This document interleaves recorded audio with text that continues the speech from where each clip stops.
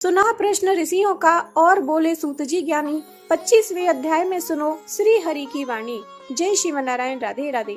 आप सभी प्रिय भक्तों को कार्तिक मास की हार्दिक शुभकामनाएं।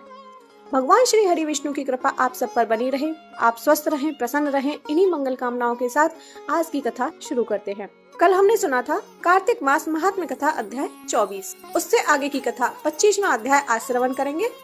साथ में तुलसी माँ की पूजा के विषय में बात करेंगे, क्योंकि कार्तिक मास में तुलसी पूजा का विशेष महत्व है।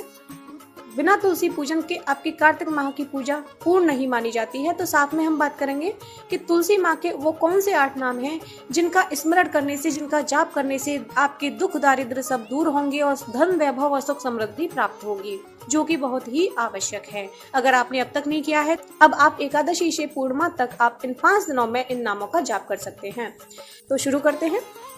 शुरू करने से पहले मेरा आप सबसे विनम्र निवेदन है कि कथा को पूरी श्रद्धा और विश्वास के साथ सुनिएगा और ज्यादा से ज्यादा लोगों को शेयर कीजिए, जिससे कि उन्हें भी लाभ प्राप्त हो सके और आप भी कहीं न कहीं पुण्य के भागी बन सकें।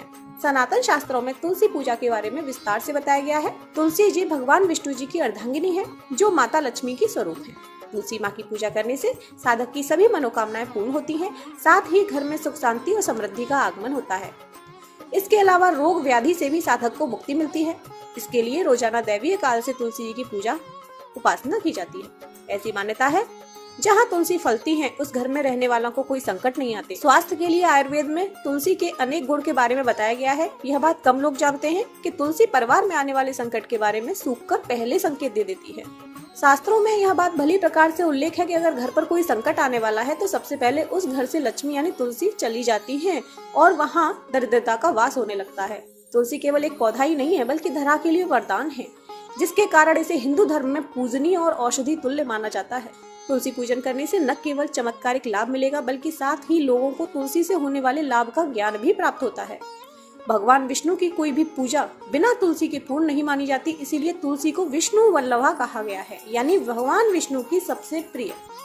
जल चढ़ाते वक्त मंत्र पढ़ना चाहिए। महाप्रसाद जननी सर्व सौभाग्य वर्धनी आदि व्याधि हरा नित्यम तुलसी त्वम नमोस्तुते, यानी कि हे माता, आपको श्री हरि प्रसाद के रूप में ग्रहण करते हैं।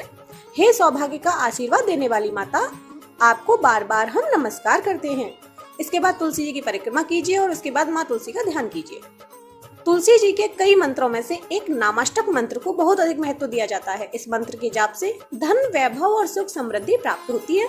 मंत्र है वृंदा वृंदाविनी विश्व पूजिता विश्व पावनी पुष्पसारा नंदनीय तुलसी कृष्ण जीवनी एत भामाष्टक चैव स्तोत्रम नामार्थ संयुतम यह पठेत ताम च संपूज्य सौश्रमेघ फलम लमेता। इसका अर्थ है कि वृंदा, अब वृंदाविनी, विश्व पूजिता, विश्व पाविनी, पुष्पसारा, नंदनीय, तुलसी, कृष्ण जीवनी हो, आपको मेरा नमस्कार है। श्री तुलसी के पूजन के समय जो इन 8 नामों का पाठ करता है वह अश्वमेघ यज्ञ के फल को प्राप्त करता है। तुलसी के 8 नामों का जप कल्याणकारी है। इस मंत्र में सारे 8 नाम समाहित हैं। वृंदा, वृंदाविनी, विश्व पाविनी, विश्व पूजिता, पुष्पसारा, नंदनी, तुलसी और कृष्ण जीवनी।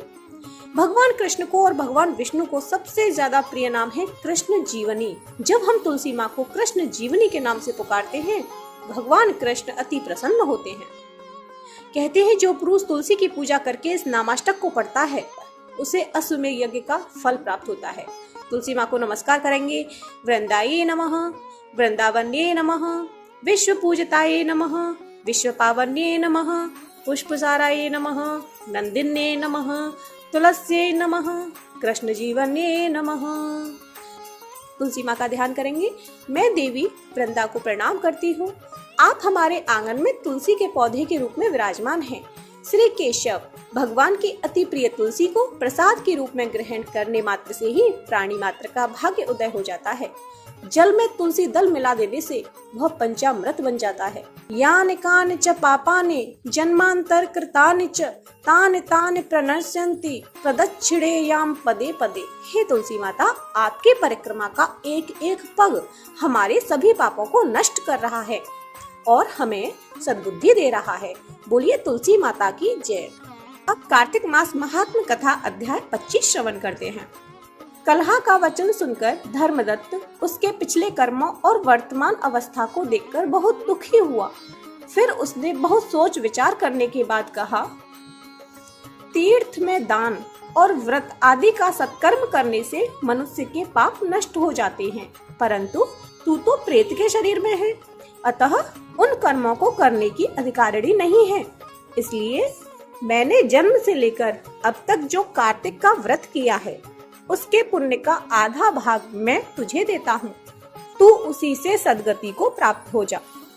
इस प्रकार कहकर धर्मदत्त ने द्वादशाक्षर मंत्र का श्रवण कराते हुए तुलसी मिश्रित जल से ज्यों ही उसका अभिषेक किया, त्यों ही वह प्रेत योनि से मुक्त हो प्रज्वलित अग्निशिखा के समान तेजस्विनी एवं दिव्य रूप धारिणी देवी हो गई और सौंदर्य में लक्ष्मी जी की समानता करने लगी। तदनंतर उसने भूमि पर दंड की भांति गिरकर ब्राह्मण देवता को प्रणाम किया और हर्षित होकर गदगद वाणी में कहा, हे द्विश्रेष्ठ, आपके प्रसाद से आज मैं इस नरक से छुटकारा पा गई। मैं तो पाप के समुद्र में डूब रही थी और आप मेरे लिए नौका के समान हो गए। वह इस प्रकार ब्राह्मण से कह रही थी कि आकाश से एक दिव्य विमान उतरता दिखाई दिया। वह अत्यंत प्रकाशमान एवं विष्णु रूपधारी पार्षदों से युक्त था। विमान के द्वार पर खड़े हुए पुण्यशील और सुशील ने उस देवी को उठाकर श्रेष्ठ विमान पर चढ़ा लिया। तब धर्मदत्त ने बड़े आश्चर्य के साथ उस विमान को देखा और विष्णु रूपधारी पार्षदों को देखकर साष्टांग प्रणाम किया। पुण्यशील और सुशील ने प्रणाम करने वाले ब्राह्मण को उठाया और उसकी सराहना करते हुए कहा, हे द्विश्रेष्ठ, तुम्हें साधुवाद है, क्योंकि तुम सदैव भगवान विष्णु के भजन में तत्पर रहते हो, दीनों पर दया करते हो, सर्वज्ञ हो तथा भगवान विष्णु के व्रत का पालन करते हो।